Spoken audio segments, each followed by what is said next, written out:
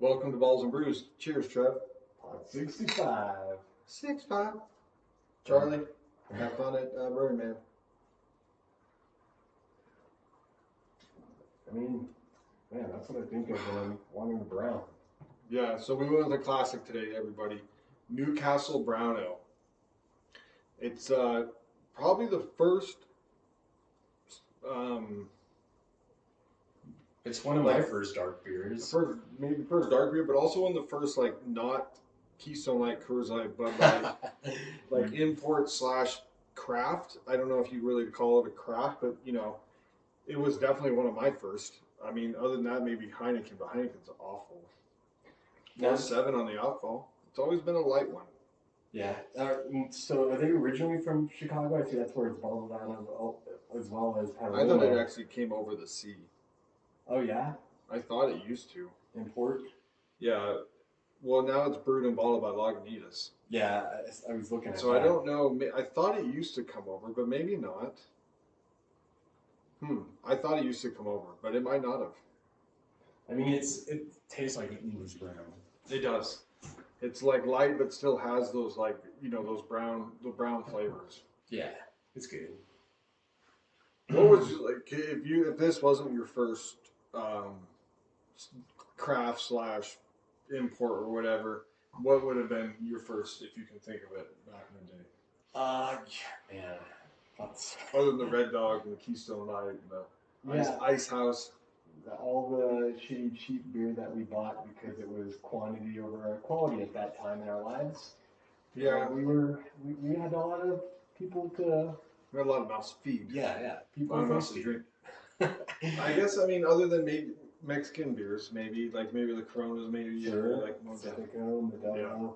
Yeah. Guinness too, because I know for St. Patrick's Day we always would have some Guinness. Oh, that's right. Well, but then we weren't drinking it. We were doing the slammers. Yeah, the car bombs. Yeah, we weren't drinking it. Now I'm just drinking it. I don't want a car bomb now. I just want to drink it. Maybe one car bomb. Maybe one. After two. Starts with one. Yeah, well then after 2 or 3, it's like, fuck this. I'm fucked up. People go hard on St. Patty's Day. I'm glad I kind of work St. Patty's Day now. It helps my liver. That's good stuff. You had anything new to drink? Anything new to eat either? Maybe one of the two? No, it's been pretty boring for me. It's been, just some regular stuff. Still finishing off, since I bought that same pack as you of the Sierra Nevada, the Cryo, what was it? The Cryo Hazy something? Yeah, what the one we had last week, everybody. Take it. Dude, it was a good brewski. Yeah, so I've been working on that since we both ended up buying that pack, which I think was the first. Usually we've been just randomly getting different packs of beer. That was like one of the first times I think I've ever doubled up with somebody. We got 2 ciders coming up later to keep you guys. Yes. Since Chuck is not here, we cidered it up. I went to Old Southwest Social Club for dinner the other night with Grayson and Angelique, and then I went to lunch there. Actually, we lunch last plot Friday. I don't think I talked about it because I didn't drink a beer. Beer selection so-so, tap-wise. They got more bottles and stuff, but I was looking tap. I'm always looking tap. I ended up getting Modelo, which Modelo with a lime. That's a solid. I think that's such a solid, easy drinking lager. There's their flagship lager. Just a regular lager. The black's okay, or the Negro. Yeah, it's okay, but it's not. I still think the lager is just kind of like a refreshing beer, right? Well, and I'm more of the Mexican beer fan. I like the lime in the beer. Me too. But food-wise, dude, they got some good food, man. This is the third. I mean, I've been there probably 4 or 5 times now. But I got the barbecue beefy slices of beef, really thin, just barbecue sauce. It was absolutely delicious. I got that for lunch. For dinner the other night, we got the potato skins, which are really good, and then we also got their flatbread barbecue chicken pizza. It was on fire. It was so good. The barbecue sauce is a little tangy and a little hot, so it was really good barbecue sauce. And then Grayson always gets pretzels, but do you know what barbecue sauce it was? I just asked because we have the cook-offs in town, so they use a lot of that stuff. I don't know if it said either. on like when it said, just like, it gives you the ingredients or whatever, or what's on it. And I don't think it said, but it was like a tangy kind of hot BBQ that they were using. Nice. I like that. I mean, I'm always a fan of pairing beer or drinks with food. Um, the only thing I really tried to do was the other day. It was a Wednesday, and it did not work out for me. I tried to get Pat to come join me. I tried to get off work early, and of course, I was like the busiest day this week or that last week, and uh, get down to the rib cook-off because the Yin Yang twins were doing a show on Wednesday. They were supposed to play from 7 to 9. I got there like a little before 8:30, and the stage was being torn down. I was like, damn. What? I mean, I expect maybe with the crowd that they had, it was like, let's go eat some ribs. Probably high out of their minds, anyways. What do you think of rib cook-off? I mean, I've lived here my whole life. You've lived here since you were like 11. What do you think of rib cook-off? Are you like over it as like a thing, or like as like a resident, or? It's. I think it's a great idea, but as a resident, it's just gotten old. The crowd is just too much. Like if the crowd wasn't what it is, then I would love to go down there. And the prices have gone up, of course, but I'm always down to try some meat and some sauce. I agree, dude. I'm like when we were younger, It was like yeah, it was maybe in like easier. our 20s, it was okay. I don't want to deal with the crowd. I do want to taste some ribs, and you know how I Yes. love also tasting. I love tasting the barbecue baked beans because everybody makes them different. And I Dude, love a good barbecue baked bean. yeah, I mean they have some good barbecue food in general. In There. general, you can get good brisket, good pork. So there's other stuff, but I agree, dude. It's just too much. Um, Most of the time, it's a fucking 100 degrees too, and then you're with Yeah. everybody. And I don't want to be touching people. I don't really love crowds in the first place. Yeah, of course, being in August, it always seems to be that hot week, so that's always a little bit uncomfortable as well.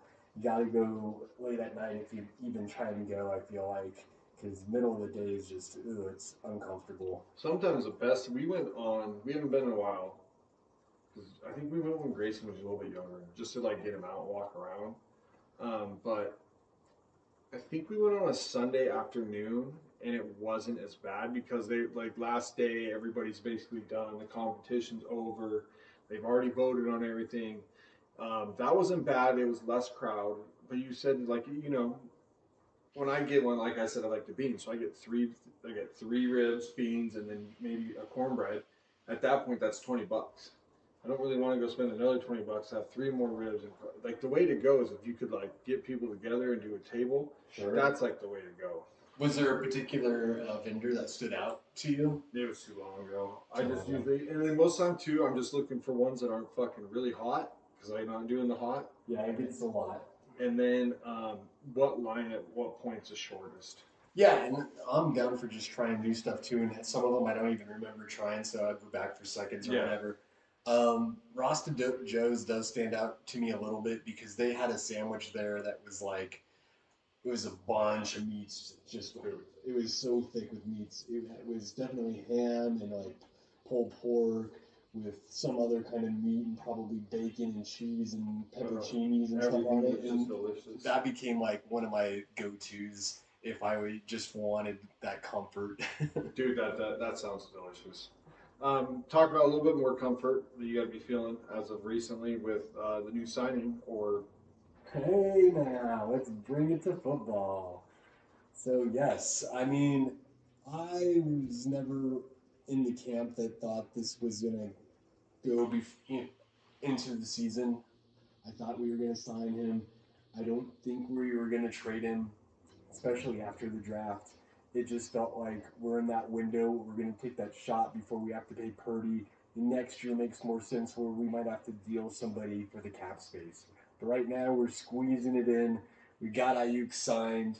Uh, he's making $30,000 a year, which is probably a little bit more than the Niners wanted to give him. But with our first round pick not being healthy in training camp, yeah, and with having that luxury and freeing up some money with some other contracts, we just got it done.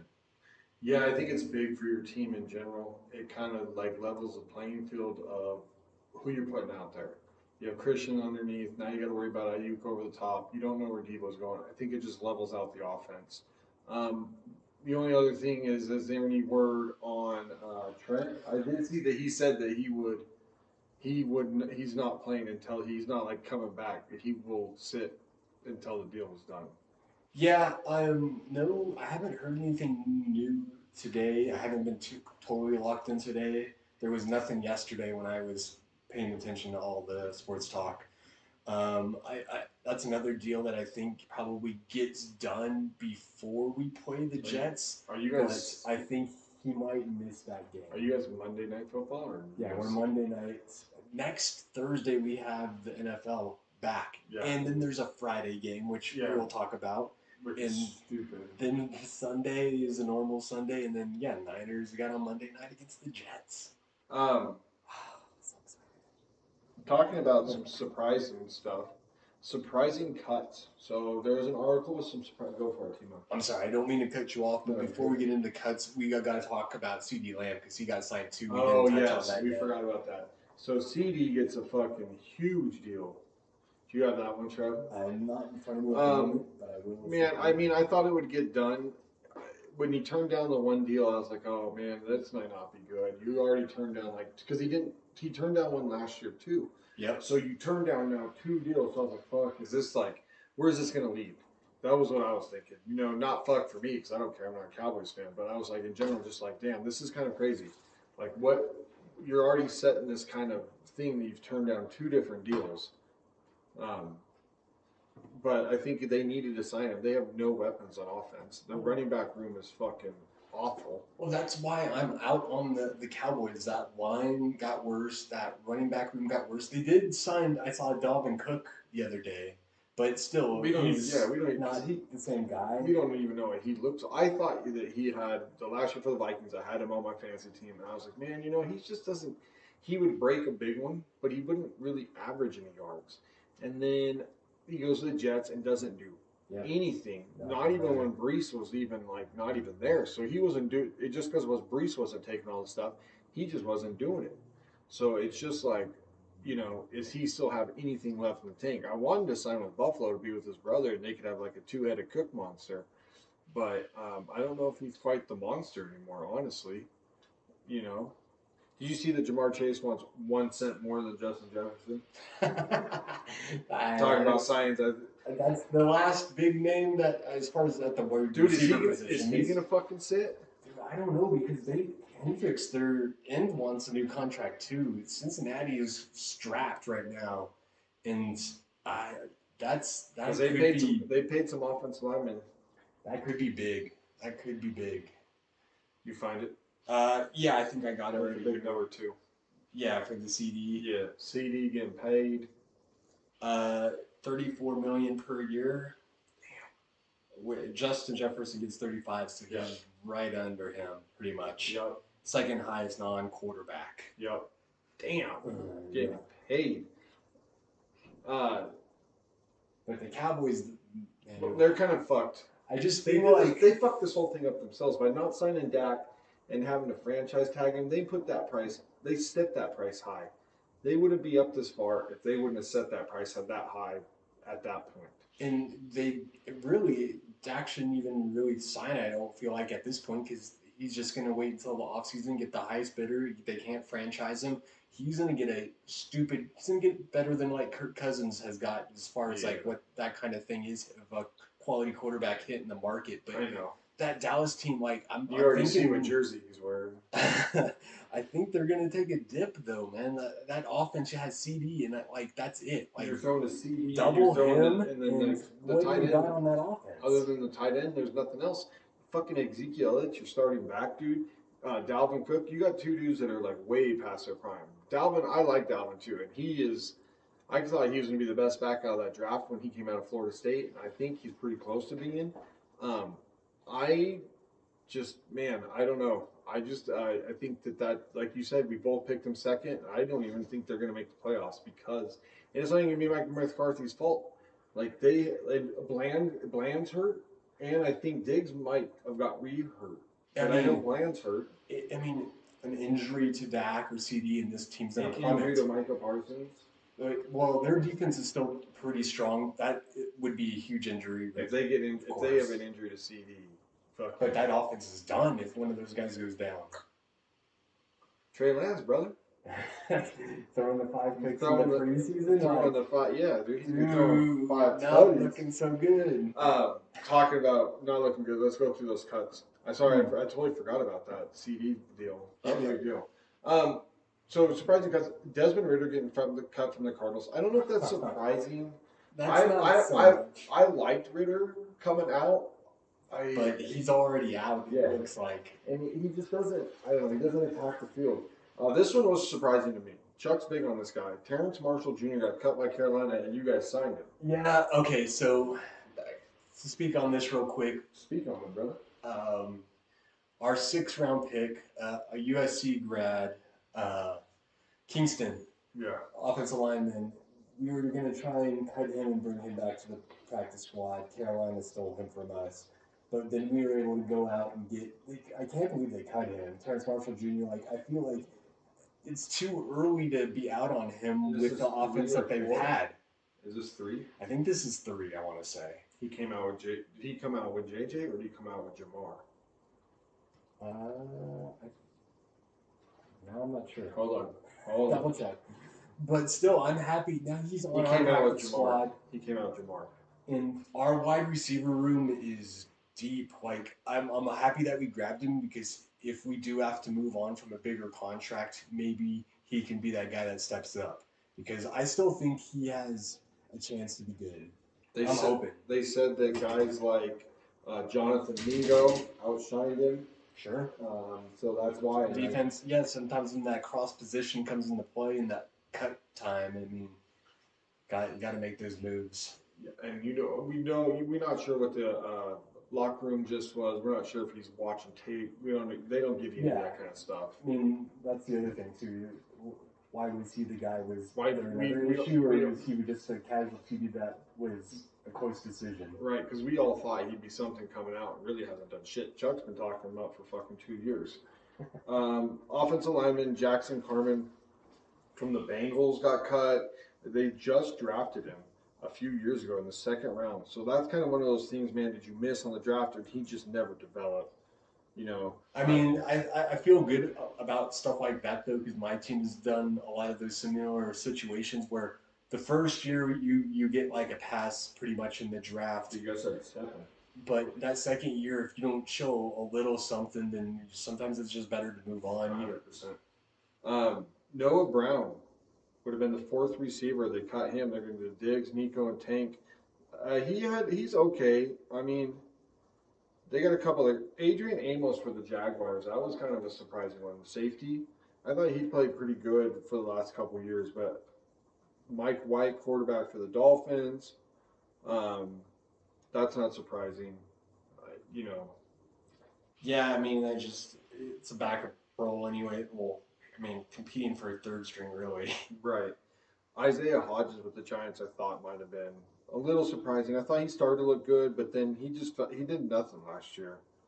I thought the next one on the list was a little bit more surprising. I did too. Just because he was a 1st round pick, I thought they would have taken a little bit more time with him, but injuries has been his issue. I was kind of hoping we swoop him. My cornerback room is not hot. There's still, dude. We forgot to talk about Stephon Gilmore signing with the Vikings last week. Yep. How in the fuck couldn't my team give him $7 million to come play with us? Well, I don't understand that shit. I'd take a risk on Farley. I would too. My room doesn't need it, and with the injury concerns, I don't believe we'll bring him in. But if you have a quarter issue, I'd bring him in and just let him kind of come up slowly and see if you could get it out of him. Or if you have a good cornerback coach, there's some cornerback coaches that are really good. You never know, maybe turn them around. Sure. 1st round talent. It wasn't like it was like one of the reaches like David Arnett or something. He was actually supposed to be a 1st round talent. Well, yeah, sure. The talent is there. It's just been he just can't get on the field or stay on the field. Kareem Jackson, you hear the name, but I didn't realize he was already 36. He's getting old, man. Safety for the Bills. Yeah, I think that's just kind of the age catching up with him at that point. And this one was surprising too. Deontay Foreman getting cut by the Browns. I thought they would have held on to him until at least Chubb came back. But Chubb's out for the first 4 games. Yeah, and Foreman seemed. I mean, he was always good, tough yardage back for Chicago. Nothing, that was real good, but solid player. And yeah, like you talked about wanting that depth with having your star coming back from an injury. Any cuts from your team that stand out that you want to reference real quick before we jump into a little MVP watch in the baseball? Um, I mean, at first there was, but then when we did the practice squad, then it kind of made more sense, and I think that was just positioning players because we did cut who I thought was going to be our number two tight end, and then we ended up bringing him back. So maybe that was just because we felt like we could. There was like a handshake agreement or something. Outside of that, there was nothing. I think we have a couple more players that we're just kind of hanging on to at positions where we're still waiting for other players to come back. Um, like Greenlaw, Funk is gonna. It seems like he's gonna miss a couple games early on. We also have some other players that have some injuries that did and didn't go on like IR. So uh, there'll be some player movement for sure as the season goes, as there always is. I thought that the cutting of the corner, the seventh round, Devonshire from Pitt, but then we picked him back up, signed him for practice squad. But we kept like 7 linebackers, which they were talking about maybe because a couple of them were going to go on the IR, so it doesn't really like affect you, and then you don't have to worry about somebody else picking them up. The cornerback room got a little small. Sam Webb, I thought had been a nice little addition on the, as a backup. It was improving. But I was thinking maybe we're going to sign a cornerback. We picked up one that the Giants cut because he played good with Patrick Peterson when he or not Patrick Peterson, Patrick Graham when Patrick Graham was the Giants D coordinator. So maybe there's a little familiarity there, like Jack Jones with Antonio Pierce, so you're able to get back out of him, maybe. But it still thought there still should have been another corner move at some point in that in the off season at some point, or maybe we're still looking at signing somebody. But I still think we're a little weak at corner. Oh yeah, that also reminded me that our defensive line room is pretty thin. Like our starters are good. I feel good about, but the depth is questionable at best. So we did cut an end. I think we have to wait 24 hours before we brought him back. I hadn't seen if we brought him back yet. We still have I think one spot open on the training or the practice squad. So if man, if we get an injury there, it's gonna hurt. So I mean, I could see the team making a move first to add some depth for either a non-starter or if someone that gets hurt, then definitely like have to pony up a little bit more, find somebody out there. Yeah, my depth's okay, but I got Max Crosby and Christian Wilkins, so Yeah, we're well, just killing it. I know you should have higher grade than Bosa, so yeah, Hargrave, I'm hoping is better this year. Bosa, as long as he's healthy, I feel great about him. And then I'm really excited to see what Floyd looks like because we really haven't had another edge on the other side of Bosa like Floyd. yeah, I'm excited. I think Tyree Wilson. I was not very happy with the pick.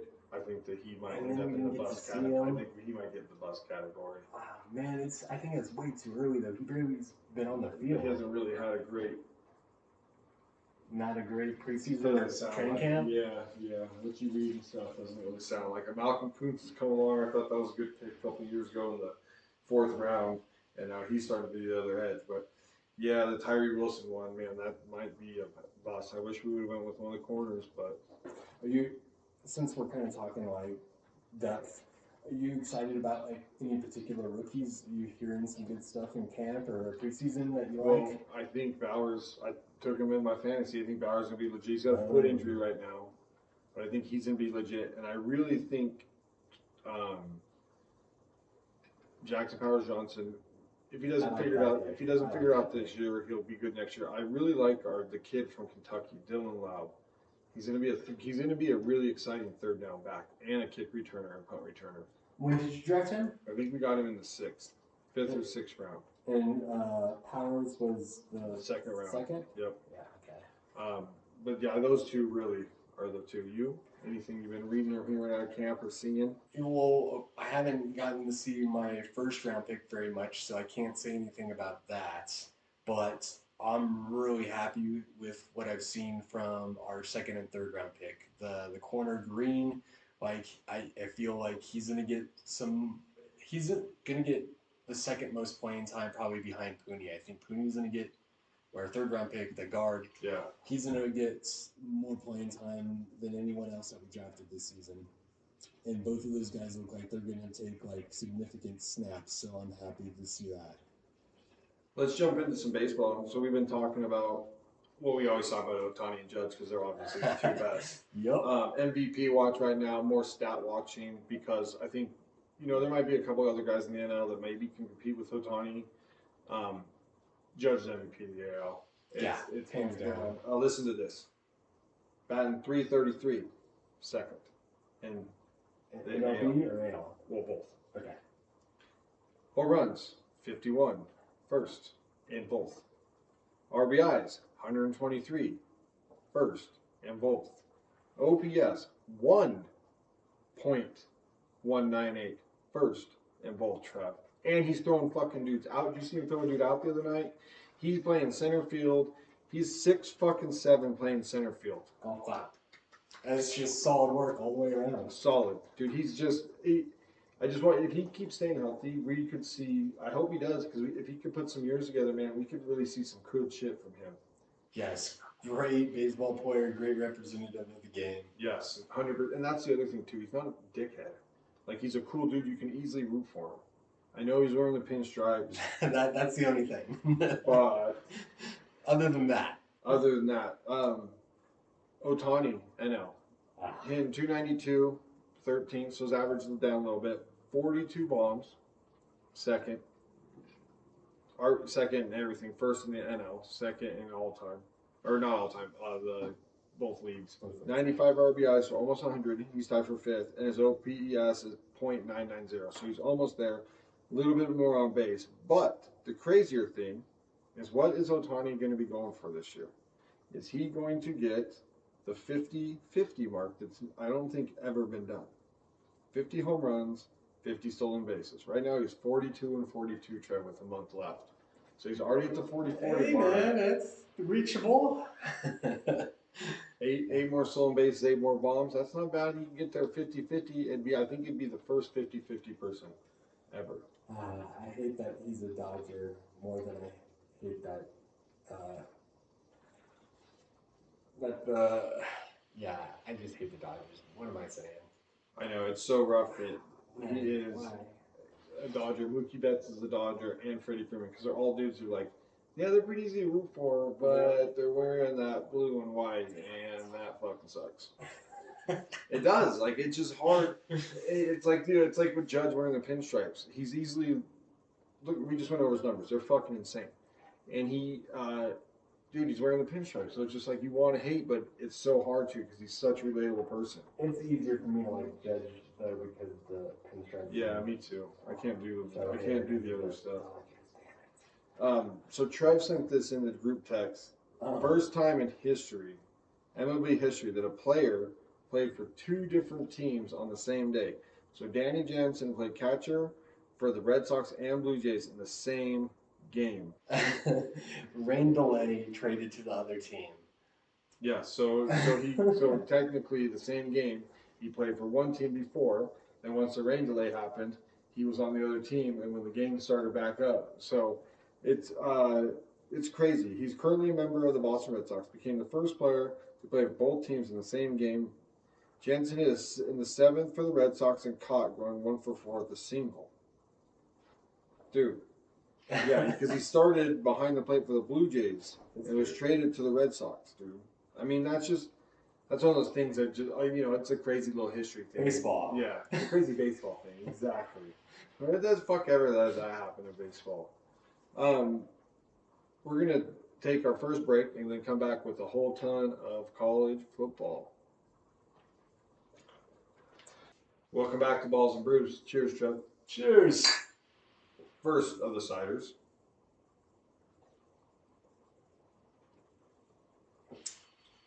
That's nice. That is nice. It is Strongbow hard ciders, golden apple.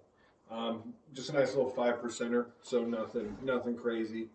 Not like some of those imperial ones we do, but we were looking for where it was out of, and it says it's produced by H.P. Bulmer, Hereford, United Kingdom, man. So I think, and it says imported and bottled by Bulmer Cider Company in White Plains, New York. So that's pretty cool, man. I didn't know that this was from overseas. This is one I had years ago when I was really starting to get into ciders. Probably 10 years ago when I was drinking a ton of ciders. This is one I found then. It's pretty tasty. This is what I would think a flagship cider should taste like, as far as like an apple, just basic forward. This is what I think of. That's a great call. It is. It's all apple, and it's good amount, and it's not tart. It's a little bit sweeter. Yep. But Still a little crisp. Got that apple crisp. Yes, 100%, Trev. I do like it. It is tasty. You want a few seconds? There's the bottle. The pictures will be on X and Instagram as well. It is. It's very crisp. It's very tasty. It's definitely. You're probably not pounding it. It's probably too sweet to just be pounding it back. Yeah. No, this is But it is definitely. It's got a lot of flavor. I would, if you haven't had it, I would definitely go get one, or two, or a 6-pack. They come in 6-packs, so unless you're stealing it, probably gotta get a 6-pack. So we're gonna do our top 12. I think me and Trev are pretty close on a lot. Basically, let's just say 11 of our teams, 10 of our teams are basically the same, just different orders. So we'll just you want to start at the bottom and go up, or you want to talk? I think there'll be more suspense top down with the teams at the end. I think the top is pretty clear, so let's start there. Okay, I have number 1 Georgia out of the SEC. I know that they got Texas and everybody's still there, Bama, Ole Miss, LSU. I just think that Georgia has the best quarterback in the country. Just not in the SEC, but the country. He's probably first overall pick, in my opinion, starting off the year, unless somebody comes out of nowhere. That's where the hype is for sure. And I also think Georgia is the most talented football team in college football right now. They just killed Florida State in the bowl game, and a lot of those guys were backups. And the returning class that they have, I think that defense is going to be the best in college football. And like you were saying, the quarterback, he looks to be the first round pick going into the draft before the season. We'll see how it finishes, but Georgia, definitely for me, number 1. And they are number 1 going into the season too, Trev. Yeah, so. I mean, I don't always like to go chalk, but it just makes too much sense here. Number 2 is a difference. We have a difference at 2. I went with the Oregon Ducks out of the Big Ten. One of the reasons is Ohio State has to go to Oregon. So that's one of the reasons I picked. I think Oregon's just super talented. They're starting to build something really great up there with Dan Lanning. So I think that, and I like what he does offensively, and he's getting Dylan Gabriel transfer. And I think that's a really good pickup. So I'm going Oregon at 2, Trev.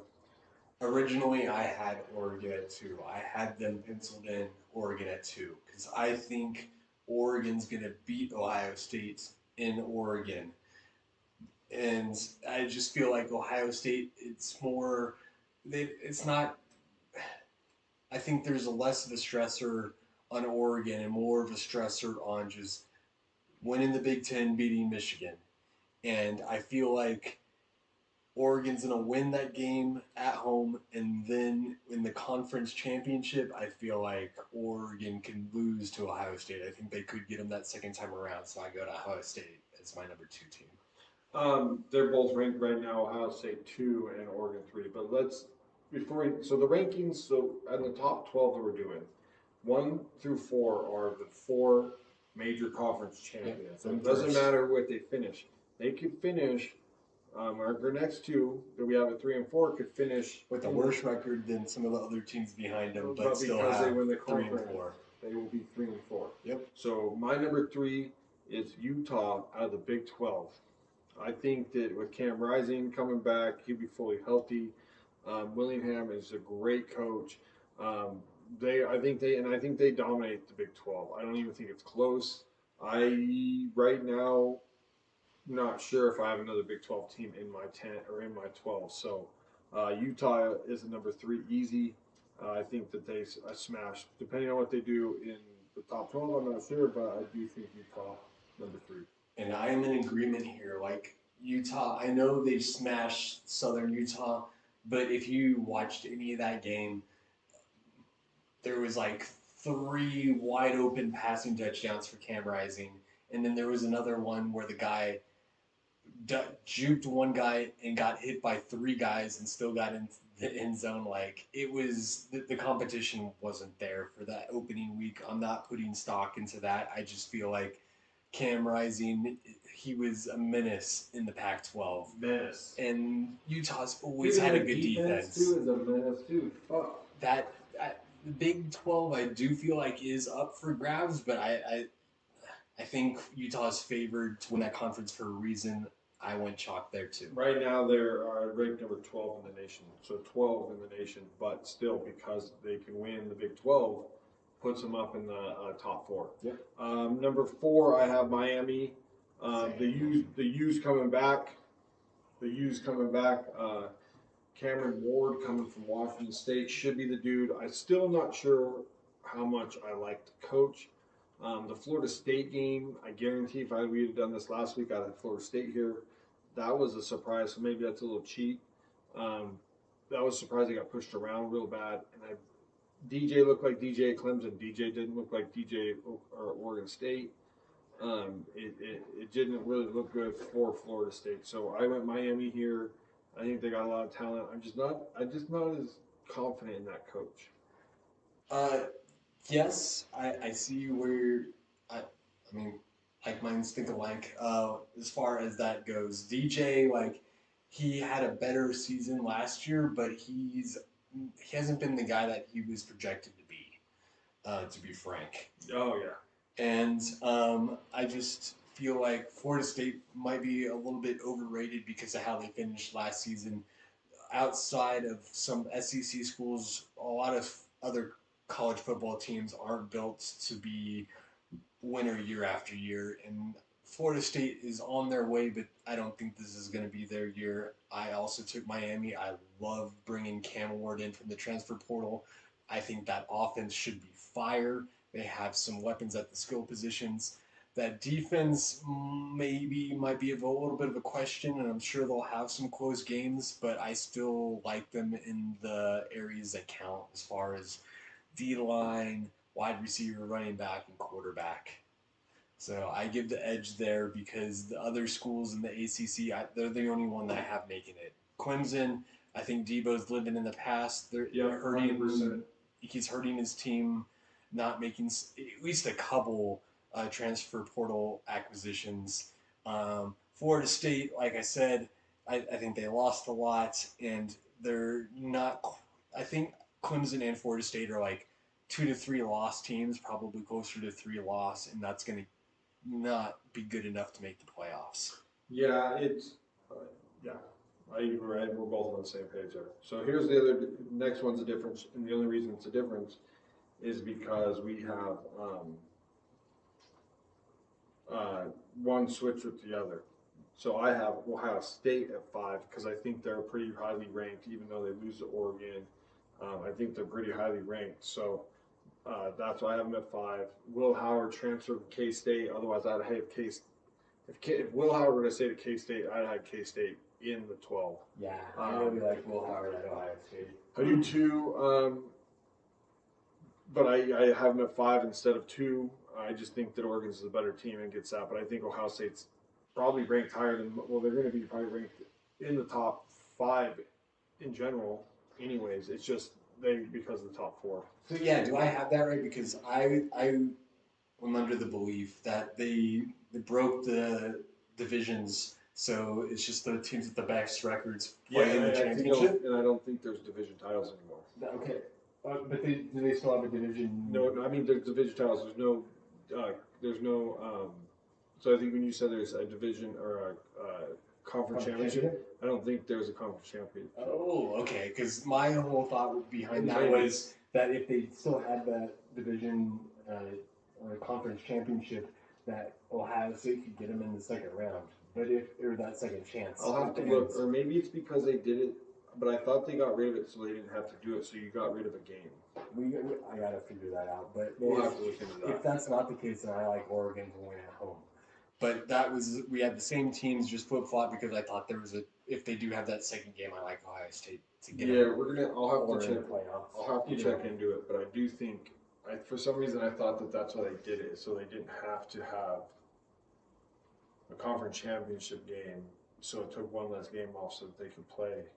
I mean, that would make sense. We'll double check, come back. But let's get to our 6. Number 6, I got Tejas. I just think that they're the. I think they brought the quarterback back. They brought a lot of the offensive line back. They have 2 of the best tackles. They don't have. Yeah, they're going high. They don't necessarily have. They lost some receivers, but you can bring those on. They lost Adian Mitchell, and they lost Xavier Worthy, and they lost Brooks. And they're hurting that running back right now. Yeah, because they lost 3 dudes at running back. But I still think they're going to be a hell of a team to play, and I think Stark's got them on the right direction. I went Bama here. I almost did.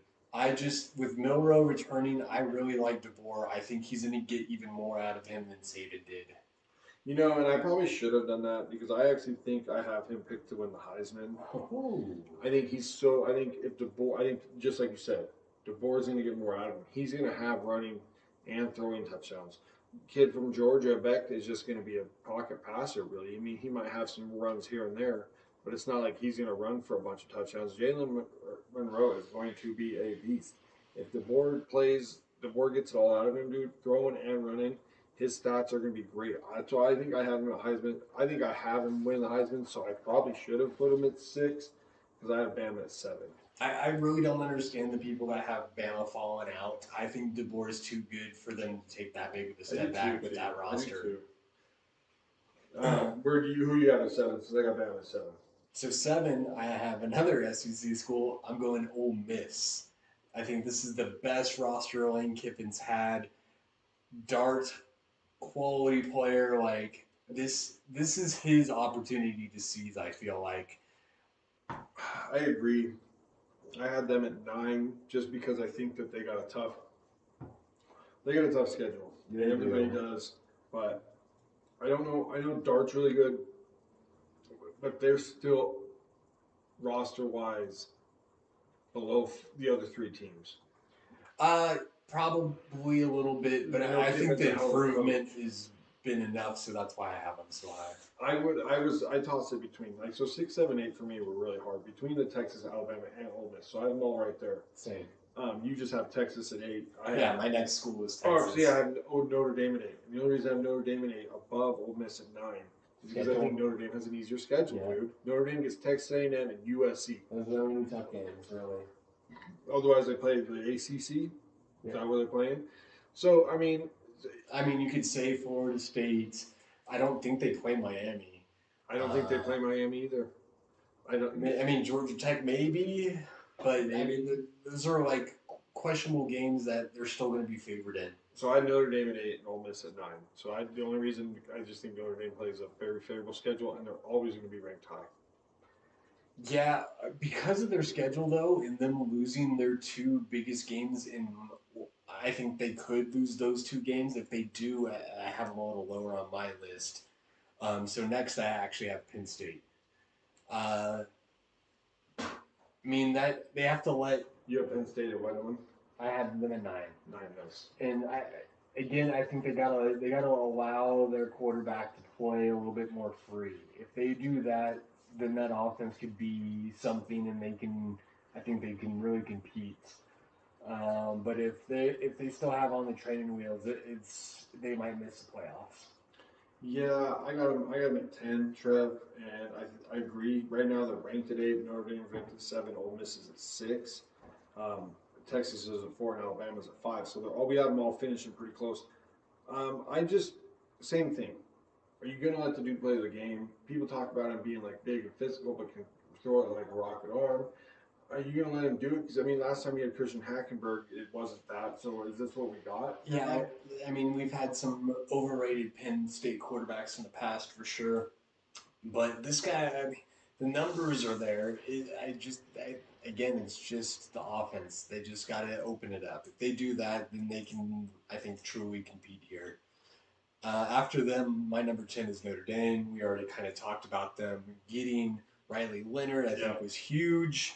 I do too. I really want to see what he can become, right? Is he going to take the next step from Duke, where he was good and then game goes in, but that wasn't talent wise. So I'm really interested to see what his next step is.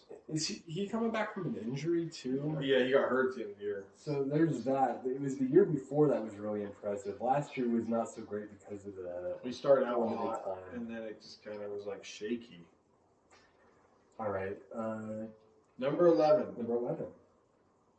I went crazy. Go first. I went crazy, Trev. You went crazy. Go first. I went Arizona out of the Big Ten. I think they're like the quarterback. I think they could be the second best team in the Big Ten easily. Or Arizona, Big 12. Big 12, sorry, Big 12.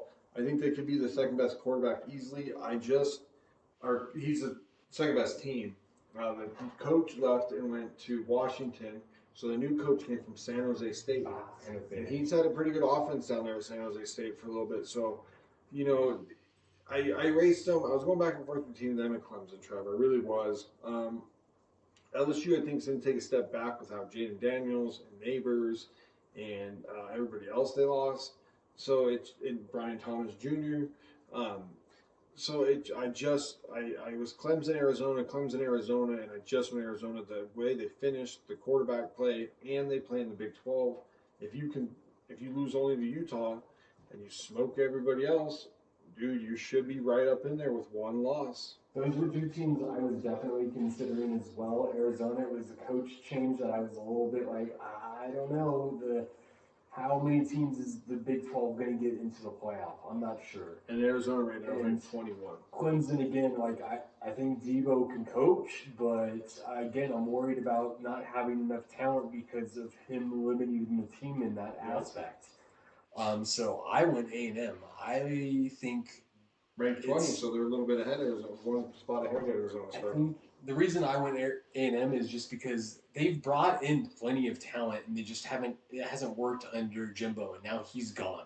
And they got a new coach. You got from Duke. Yeah, and I think he's a pretty good coach, and if he can get something more than Jimbo did, then I think this team can surprise. I have them winning against Notre Dame, so I think that kind of bolts them into the conversation.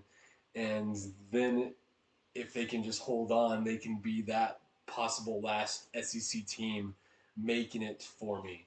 And just to give like a breakdown, I have 5 SEC schools. Yeah, I tried not to. I have 4. Oh, you know what? I do have 5 SEC schools, 4 Big 10, 1 ACC, 1 Big 12. And Notre Dame I actually crossed off my list because I thought that if they lose against A&M and USC, the rest of their schedule is favorable, but it's so soft that I think they could get jumped by a team that has an equal record or maybe even one more loss, depending on how the season plays out. So A&M is actually my 10, and my 12th team is USC. I put them in there, possibly, a little bit fandom in there. I just feel like I want to see Lincoln Riley in the playoffs. He has a track record of turning quarterbacks into Heisman winners, and they have one of the most electric players, Zachary Branch, at wide receiver. Lincoln Riley hasn't had a guy like this since CeeDee Lamb. He is that guy.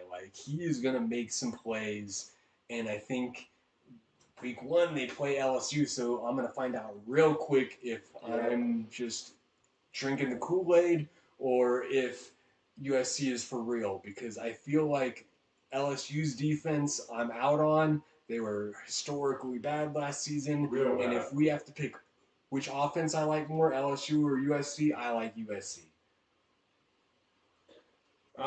So my 12 is Boise State, because because you have to have one of the non-power fives in, and I think Boise State ends up, they play in the best division I think of the non-power five, so I have Boise State at 12 in the Mountain West to finish out. That makes a whole lot of sense. That's who I should probably have as my 12. I don't know if I misspoke and said USC was. They would have been my 11. I crossed out Notre Dame, so that gave me some mixed up numbers. The only team that I could see as a threat to Boise State getting that smaller conference bid would be Liberty. And the only reason I like Liberty is because I think they have a chance to go undefeated. And the reason being Keaton Slater, the quarterback. I think he is a top 20 quarterback in college football, and that alone can push them into that conversation. So me and Trev are pretty close. You never know in college football. One thing could change everything. Yep. So UNC already lost their starting quarterback for the season. Yeah, and something like that. Boom, Will Howard goes down, Gabriel goes down, Beck goes down. Maybe those teams aren't even in the top. Maybe they barely make the 12. Somebody else steps up. Monroe goes off with, maybe Bama sneaks back in. But this weekend, Trev, man, we got some big games this weekend. Yeah, Clemson and Georgia. At 9 a.m. So starting off hot on a Saturday morning. Yes, indeed. Also at 9 a.m., I think this could be a big game too. Penn State, West Virginia. West Virginia finished the season hot last year. I have seen some people put West Virginia pretty high up in the Big 12. So it will be interesting to see, They also have a top 15 quarterback according to ESPN, Garrett Graney. They're saying this is the best West Virginia team since like the Geno Smith team with all those other guys. Remember, he had all those guys that year? Yeah. I mean, West Virginia, every couple of years they get a team. And so being in the Big 12, there's a chance for them to compete for sure. Another game I really like is the Miami-Florida game. I was just going to say that. Miami's got to come out and pound them.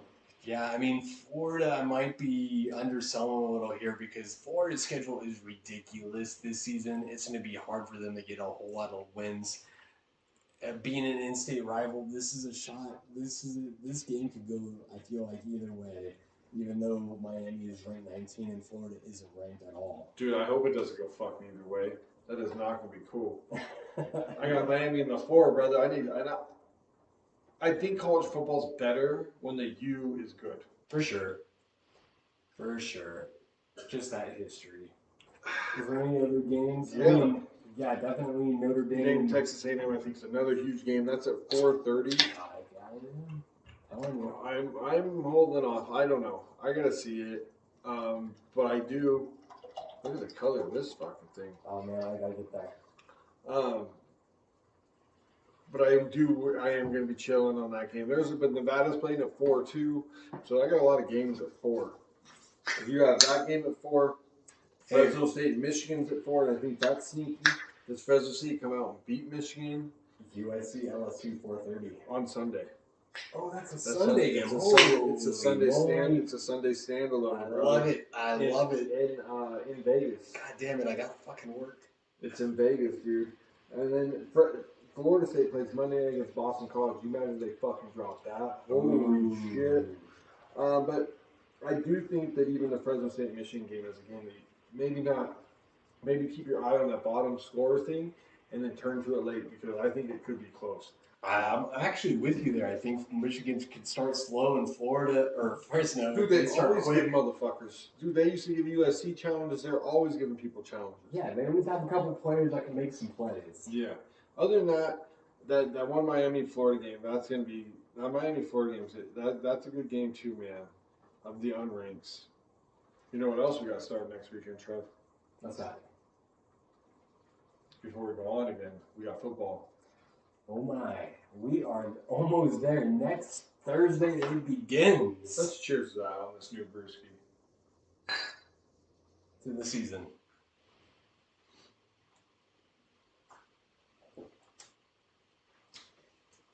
Interesting. Wow. So this is another one from one of our friends at Two Towns. We want them to be our friends. We barely did. Sponsor us, Two Towns. Fruit seasonal, Trev. Two Berry Dream. It's called, so it's a berry limeade, 5.3%. It says it's made with blackberries and black currant. What are you thinking? Just to give some background, this came in a variety pack, and they had like the 3 flavors, and this was the random flavor that was like the seasonal that they added to the pack. So it's a limited kind of release. Dude, check anytime you can find a 2 Towns though, for real. Like even on tap, like 2 Towns is just a legit cider. We've had them. I don't know how many times we've had them on pod. I mean, we've had at least 6, 7. Quite a few for sure. That lime really kind of mellows out that back end on that. You get the fruit right away, I think, right? Yeah. And then all of a sudden that lime it's berry forward, and then that lime just kind of mellows it out. Corvallis, Oregon, brother. Oregon State. Beavers. But yeah, you're right. If it wasn't the limeade, I think it'd be up there with the sweetness, kind of the strongbow. But that limeade really cuts it on the back end. Yeah, so it's not as sweet, which makes it for easy drinking. So Thursday, September 5th. Oh boy, Ravens Chiefs. What a kickoff! 5:20. What a kickoff! NBC or Peacock. Yes, indeed. Friday, September 6th. Yes, Friday game. Packers Eagles in Another good one. No, well, I agree, but I don't. I think it's bullshit that they put them in Brazil. Oh, I mean, that's kind of weird. But I'm happy to have a Thursday, Friday, Sunday lineup. It is nice, but it's just like, man. So if you lose there, you start out 0-1. Maybe I don't know. It's not really a home game for the Eagles. The Eagles are getting fucked by it being a home game. So I know. And I had the Packers going. I think I picked the Packers to go to the Super Bowl, right? I got lose the Bills. So I mean, you got to be feeling the Packers here, right? Think that there's a slow start for the Eagles? I'm wondering, dude. I'm wondering if my one thing with the Eagles is how does that young defense, do with Vic Fangio when the Dolphins? All you heard in Miami was, oh, they didn't want to run Vic Fangio's defense. They didn't like Vic Fangio's defense. It was too complex. I think he fits more kind of the Philly culture, and probably the scheme. But they do have Bradbury is out. Yeah, I think so. Their corner, but I mean, there's been a lot of hype on Mitchell, their rookie, but he's going to get tested right away. I mean, the Packers, they have a loaded receiving core. Dude, their receiving core is easily 5 top. But they got 5 dudes, and they got tight ends too. They got Musgrave and Kraft. They got Dubs, Watson, Reed, and then they have the other kid they drafted last year. Dude, their skill positions are outrageous.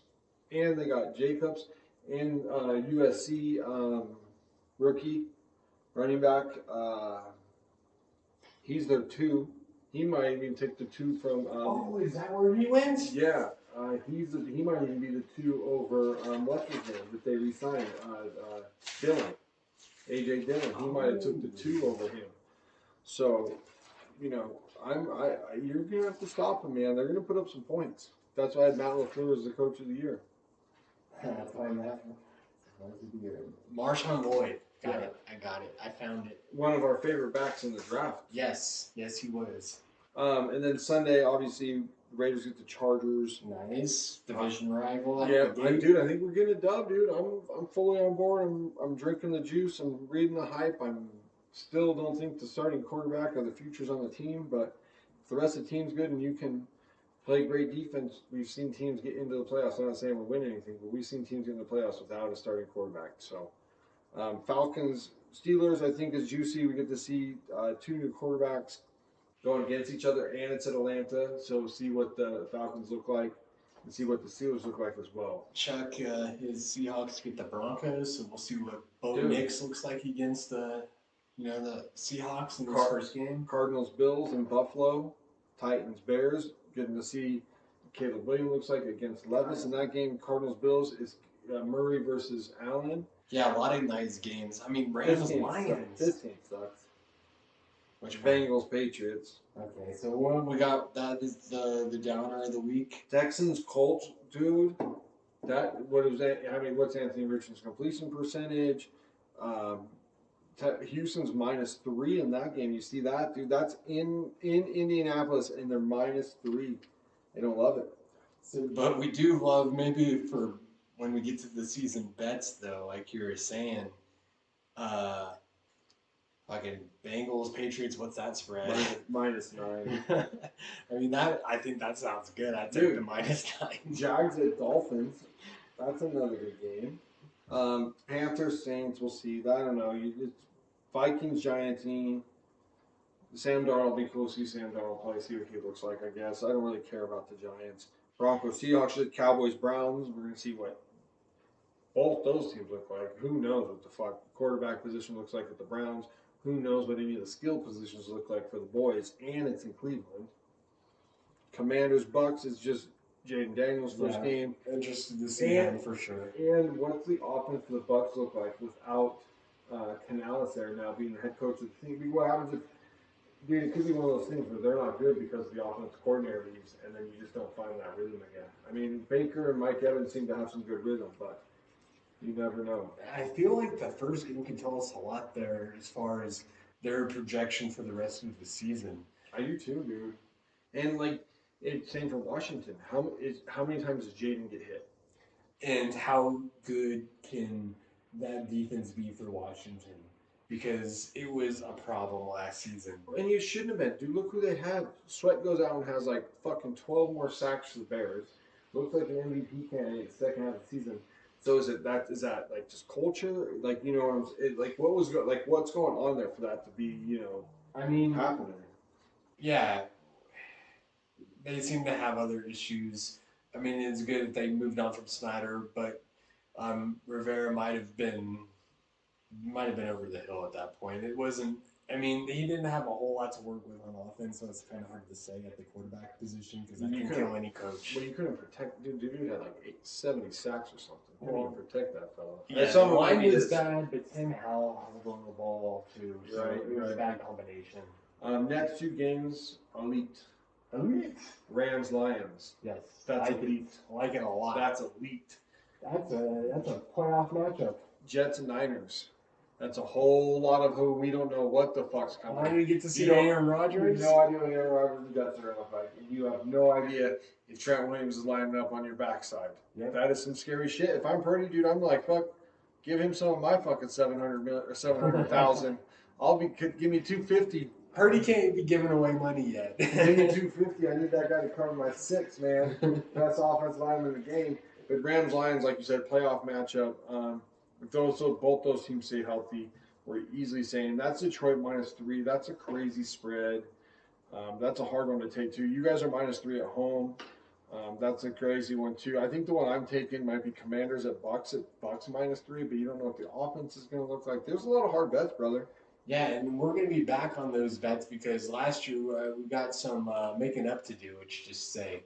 We had we were down for the year overall, and there's a lot of times where only one of us lost. Yeah. So because we're doing a 3-team parlay ticket at least, and I know a bet I'm taking. Yeah, a lot of the times the two of us would have it, and the other one wouldn't. And it's hard though. Parlays are always. I'm putting it on wax, like Chuck says. I'm taking Falcons -3 against the Steelers. Steelers coming into Atlanta. Falcons -3. That's my pick. Stone cold lock of the century. Stone cold lock of the century. Boom. Sorry, I love that. I love that so much. I think it's gotta be. There's a lot of crazy spreads, dude. Like Buffalo -6 against Cardinals. Maybe, but maybe not. Maybe the Cardinals put up some points. A lot of these other ones are just too close for comfort, man. I would take the Raiders in the Chargers game. Chargers are -3.5. Raiders are gonna win that game outright, so it don't fucking matter. Vikings, Giants. Vikings only getting -1, so it's a fucking pick 'em. Yep. Dude, it's kind of weird. Basically, that whole section was our fandom because we're getting back into football. Football and is like fandom. Yeah. Plus college football, dude. I think that's one of the bigger things about liking the NFL so much is that we like college football so much. So we're watching these players, unlike fucking basketball, watching some of these dudes for 3 years before they even go pro, and then you're like in love with them. So it's hard to be like, when they go to a team you don't like, you're like, fuck, I still want to root for them, but I don't really want to root for that fucking team. So, but I do love me some college football. That's really starting this week. But yeah, anything else, Team Mud? No, I think that's a pretty good wrap on it. The bow's looking good. Football is back. We are here. Bets coming up next week for sure. We'll talk some more and make our bets before the week starts because we're going to be doing that every week. We'll see how that goes. Again, we're on the come up. Yeah, we're gonna do better. Maybe we need more go team wise. Maybe we have to decide three. Maybe we'll pick a different.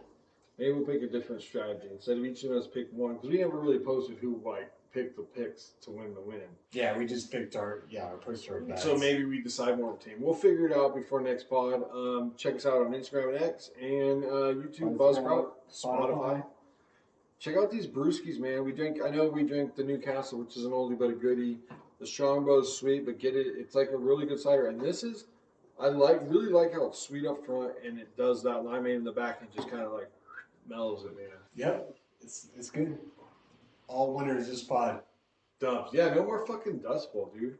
Fuck was, sorry, Dust Bowl. Sorry, Dust Bowl. We got a fucking 4-pack and we liked 1.5. I mean, dude, you're not even 50%. You're barely even fucking like 250. We just kind of like the fucking hazy. The other two beers were not good. The West Coast was probably the best coast. Do better. Cheers, everybody. Cheers.